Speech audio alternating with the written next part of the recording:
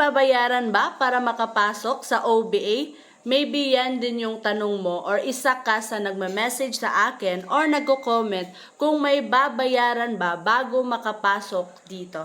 Ayan, so eto na yung sagot no sa tanong mo. Panoorin mo lang yung video hanggang sa dulo. Well, to tell you honestly, actually yes. May kailangan tayong i-avail which is yung user ID na sinasabi namin. Ito yung user ID kasi dito papasok yung magiging income mo sa OBA. But good news kasi para sa mga wala pang budget, pwede ka dito makapasok. May other way tayo para makapasok dito but you need to attend our free webinar.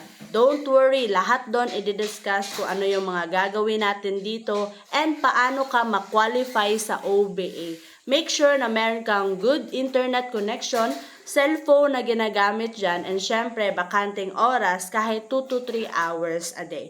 OFW ka, empleyado ka, pwede kang makapasok dito. Kaya kung nakita mo yung video ko right now, pwede kang mag-comment ng how, like, share this video para mas marami pa tayong matulungan and pwede mo na din akong i-follow. See you and God bless!